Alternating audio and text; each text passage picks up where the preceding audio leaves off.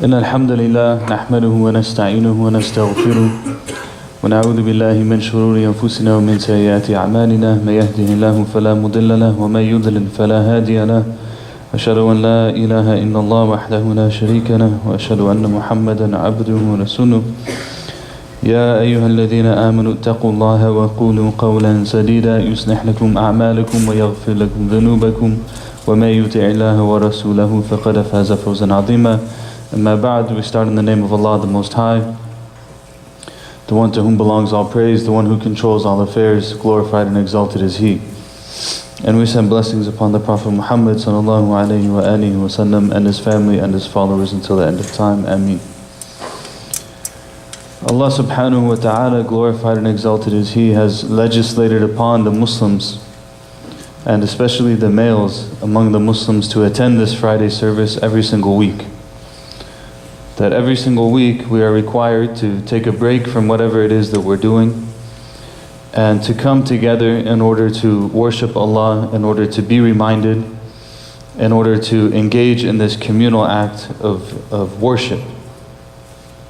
And one of the things that's said about this gathering is that one of the core principles of the Friday sermon is that it is supposed to have an admonition towards taqwa, in order to have a reminder towards this internal state that we are to have, by which we are able to do that which we are commanded to do and stay away from that which we are commanded to stay away from. That's really what taqwa is. It's an internal state that pushes us to do what we have to do and keeps us away from that which we are not supposed to do. And every single week we are in need of that reminder, because as human beings we often tend to forget.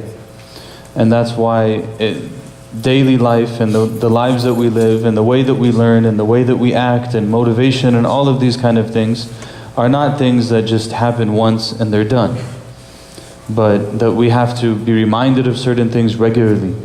And so we have the daily prayers that are regular reminders that we need to reorient ourselves towards the pleasure of Allah subhanahu wa ta'ala. And we have many, many other things. And we have the nature of the Qur'an, for example, the way that the Qur'an is put together, such that the messages, it's not a chronological message, that it's not one story that starts at the beginning and ends somewhere else, but it's a book that moves in a cyclical pattern in order to continually give us regular reminders. And it's not a problem that we forget, right? And I think that all of us that are trying to live some sort of life that is mindful, a life that tries to stay away from heedlessness, we all know that we are afflicted by times of heedlessness. And we are affected by times when we are not remembering what it is that we are supposed to remember. Times when we are caught up by our concerns over livelihood, any number of struggles that we might be going through, our difficulties and our challenges with our families and our global situation, whatever it might be, all of those things can eventually take our focus off of Allah. But the goal of the believer is to live a life that is intentionally focused on Allah and purposely focused on Allah, such that those other things that we're facing, they're all there, but they're just, part of the general experience of what it means for us to seek Allah in our lives. And so we come on the Friday sermon and we are to be reminded of those bigger things, of those things that matter, and to also take a moment to remind ourselves. Because if we don't have some sort of attention in our hearts as to the importance of being reminded, it doesn't matter what the person who's speaking says, because we won't be in a position to receive it. And so we come and we hope for that reminder, because we are forgetful. As you know, the human being, مَا سُمِّيَ الْإِنسَانِ إِنسَانًا إِلَّا لِنَسْيَانِهِ, that the human being is not called a human being in this form in the Arabic language except because of the reason that they are forgetful.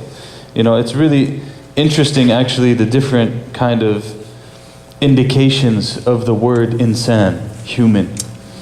And two of them are really the foundational ones that are, one of them is the topic, but the other one's also important. The topic being forgetfulness, comes from forgetting, nasiya, that the human being is forgetful. But the human being also is the creation that has uns. And the creation that has uns is this intimate love, right? So we are created to have an intimate love relationship with God, and at the same time we are also created such that we often forget that. And so we'll go about our lives and we'll have a moment of this deep intimacy, and then we'll be forgetful and we'll go here and there and whatever, and then we'll come back and we'll have a moment of this deep intimacy again, and that will be the nature of our lives. And so it's okay to forget. The challenge then becomes that when we are reminded, will we be reminded? Right? The problem is not forgetting per se. The problem is whether or not when the reminder is in front of me, am I going to listen to it? Am I going to take anything from it? That's the bigger question. Right? And so in that journey to worship Allah in the best way possible and to put our entire focus on Allah subhanahu wa ta'ala, we are reminded of Surah Al-Ikhlas. Surah Al-Ikhlas. قُلْ هُوَ اللَّهُ أَحَدٌ. Because that's really what it's about in the end, right? It is about testifying and saying that He is Allah alone. And that is it. It's only Allah. Everything else is superfluous. Everything else is some sort of just commentary on the side that doesn't have anything to do with the topic. The real topic is Allah subhanahu wa ta'ala. The infinite, the knowledgeable, the wise, the powerful, the one who controls everything subhanahu wa ta'ala. قُلْ هُوَ اللَّهُ أَحَدٌ. He is the one. Allah. They say that the Prophet ﷺ one time he called his companions and he told them, come because I'm going to recite 1/3 of the Qur'an. I'm going to recite 1/3 of the Qur'an. Everybody come and be part of this, right? And they came and they sat down, and the Prophet ﷺ told them, قُلْ هُوَ اللَّهُ أَحَدٌ Allahu Samad Lam Yalid wa lam yulad wa lam yakun lahu kufuwan ahad. He read Surah Al-Ikhlas. They said, what is this? This is 1/3 of the Qur'an? He said, this is going to be 1/3 of the Qur'an. The Qur'an is 6,000 verses. قُلْ هُوَ اللَّهُ أَحَدٌ is 4 verses. How is it 1/3? So because 1/3 of the Qur'an is the meaning that's being held in this surah. The meaning held in this small surah is 1/3 of the Qur'an. Because so much of the Qur'an really is about this point. Right? The Arabs, the Bedouins, they came to the Prophet ﷺ, and it's an indication that people are only capable of understanding things at the level that they're at, right? They came to the Prophet ﷺ, they told him, Insab lana rabbak. No, Insab lana ilahak. Tell us the nasab of your Lord. This God that you're calling people to. The Arabs, they understand everything by way of lineage. This person belongs to this tribe from that clan, and this is their forefather, everything else. So they came to the Prophet ﷺ, they told him, describe to us the lineage of your Lord, right? Who is this Lord that you're talking about? What's it going to? The Prophet ﷺ told him, قُلْ هُوَ اللَّهُ أَحَدٌ Allahu Samad Lam Yalid wa lam yulad wa lam yakun. This is Allah. He is Allah one. He has no need to anything, subhanahu wa ta'ala. He does not give birth, nor is He birthed. And He has nothing that's similar. There's no likeness to Him, subhanahu wa ta'ala. This is who He is. There's no lineage to this, right? And so this surah is called Surah Al-Ikhlas. And probably one of the names, the most common name that we know is Surah Al-Ikhlas. That is the surah of absolute sincerity in our relationship with God, because it puts everything where it's supposed to be. Everything else we get confused, the status and the wealth and the power and the concerns and who's important and who's not, and what do people think of me, and am I doing, are they thinking of me the way that I deserve to be thought of, and how come people don't look at me this way and that. All of these, قُلْ هُوَ اللَّهُ أَحَدٌ, everything just falls off because He is Allah. When the focus is on Allah, everything else it moves along. It's like an image that I often think about is, everyone is in the valley. Probably people who drive on the freeway a lot. What happens when you're driving on the freeway? I find it fascinating when you're driving on the freeway and you come across debris on the freeway. And it's always right on the lines, right? Like it falls off at some point, falls off the car, gets onto the freeway at some point. But with all of the traffic moving in the freeway, eventually it ends up on the lines. Every time, it's always right on the lines, right? Because everything is focused in one direction. So those things are not going to stop it. It's just the traffic is moving this way. Anything that falls in the middle of the traffic, eventually it's going to be pushed off to the side and it's going to get in the lane, and everyone's going to keep moving in the direction that they're moving in. When it's Qul Huwallahu Ahad, everything, all the debris that gets thrown in, it's eventually moving off to the side, and it's going to make the route is still going to go. Because Qul Huwallahu Ahad, it's still moving. The train is still moving in the direction that it's supposed to be moving in. So the Ikhlas, Surah Qul Huwallahu Ahad, it helps us then to sift that out and sort that out. And that's really what Ikhlas is. Ikhlas, the sincerity, the word that we have for it, it's to take something and purify it and pull it out of something else. Right? Like you take the deformities and the impurities and you strip them out of the substance that you have, and then what's left over is this purified thing. That's the Ikhlas, the act of extracting that. And so the surah, when we have the surah in the front of our minds, we know that He is Allah. He has no need. إِلَيْهِ يَرْجِعُ الْأَمْرُ كُلُّ. Everything is going back to Allah. He has no need for anything. And everything is going back to Him. So then all of these things start to get purified and pulled out. Another name for Surah Al-Ikhlas is Surah Al-Tawheed. Right? It's the surah of the divine oneness of Allah subhanahu wa ta'ala. It's again, it emphasizes and orients us on Him being Him. And everything else then falls by the wayside. Surah Al-Ikhlas is also known as it's also one of the Surah Al-Nur, you can call it. It's one of the Nurs. Say that everything has Nur, and the Nur of Allah subhanahu wa ta'ala is in Surah Al-Ikhlas. That this is a chapter that has immense illumination. And there's companions that they were known to stand the entire night and just read Surah Al-Ikhlas. They're praying at night, they're just repeating it over and over and over again. And the Prophet ﷺ, and there's companions that used to lead salat, and they lead salat with Surah Al-Ikhlas over and over and over again. And people complain to the Prophet ﷺ. This person's leading salat, they keep reading this short surah, they just read it over and over and over again, they don't change it up. And the Prophet ﷺ asked them, why did you do this? Why are you doing this? He said, because this surah, it's like, it is what it is, right? And the Prophet ﷺ affirmed that person.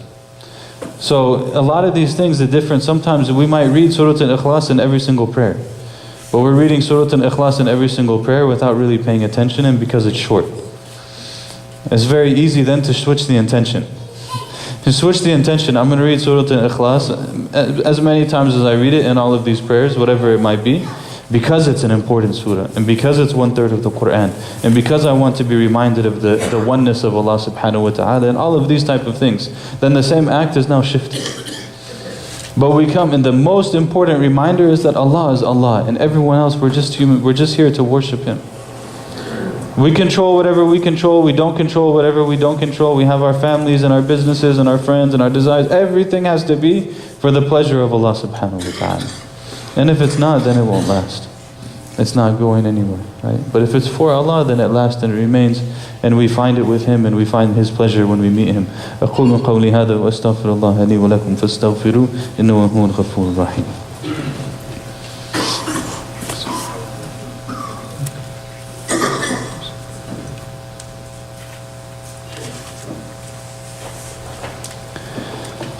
بسم الله الرحمن الرحيم الحمد لله والصلاة والسلام على رسول الله وعلى آله وصحبه ومن والاه اللهم صل وسلم وزد وبارك على سيدنا محمد سيد الأولين والآخرين صلى الله عليه وآله.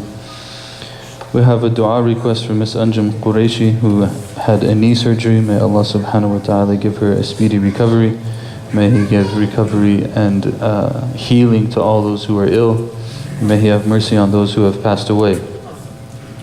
After we finish the salat, Nu'man, our brother Nu'man, will be sharing some reminders and encouraging people to attend the fundraising dinner for ISWV, for the masjid and the community that hosts these wonderful gatherings of Jum'ah every single week. And it's on Sunday, January 27th. So, stick around afterwards and hear about that. Inshallah, it's very, very important. A lot of work goes into making these things happen, and a lot of effort is needed from the community to continue to provide these resources and these services for the benefit of everyone, inshallah. So please stick around afterwards. In closing, Surah Al-Ikhlas, one of the other great benefits of it is that it's a chapter of protection. It's a chapter of protection. One time the Prophet ﷺ, he came to one of the companions, Uqba. He told him, "Qul ya Uqba." Say, ya Uqba. The Prophet ﷺ said, and Uqba said, What am I supposed to say? He said, "Qul ya Uqba." He said, "Say, ya Uqba." He repeated it 3 times. He said, "What am I supposed to say?" He said, "Qul huwa Allahu ahad, Allahu samad, lam yalid wa lam yulad, wa lam yakun lahu kufuwan ahad. Qul a'udhu bi rabbil falaq, min sharri ma khalaq." Then he completed, "Qul a'udhu bi rabbin nas, malikin nas, ilahin nas." He recited these 3 surahs to him. And he told him, no one seeks protection from these, no one has ever sought protection by anything greater than these 3 surahs. So the Prophet ﷺ taught him. And he taught us, sallallahu alaihi wasallam, that's why we have it as part of, many people probably have it part of their daily life.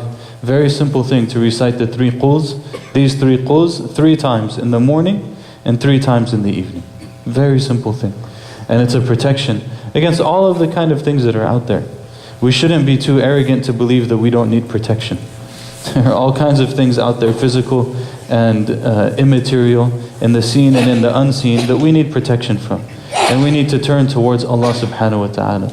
And everyone turns towards something. We might turn towards our arrogance, we might turn towards our physical strength, we might turn towards our perceived toughness, we might turn towards our street smarts.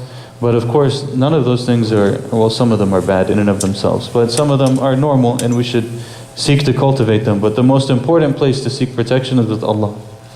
That we need protection in our families, we need protection in our own lives and in our communities. And this surah is a great means by which we can attain that, inshallah. We ask Allah subhanahu wa ta'ala to bless us in all of our affairs. Oh Allah, forgive us of our sins, our shortcomings, accept from us our deeds. Make us people of remembrance, make us people of gratitude, make us people of love, make us people of service, Ya Allah. Allah, give food to those who are hungry, give shelter to those who are shelterless, give victory to those who are oppressed, give aid to those who are suffering, give facilitation to those who are facing hardship. يا الله يا أرحم الراحمين اغفر لنا ذنوبنا وإسرافنا في أمرنا وثبت أقدامنا اللهم بارك فينا وبيننا وألف بين قلوبنا وصفوفنا يا ربنا وفقنا إلى كل خير وفقنا إلى ما تحبه وترضاه اللهم علمنا ما ينفعنا وانفعنا بما علمتنا وزدنا علما وعملا صالحا اللهم تقبل منا واعف عنا وآتنا في الدنيا حسنة وفي الآخرة حسنة وقنا عذاب النار وصلى الله وسلم على سيدنا محمد وعلى آله وصحبه وسلم تسليما كثيرا وأقيموا الصلاة.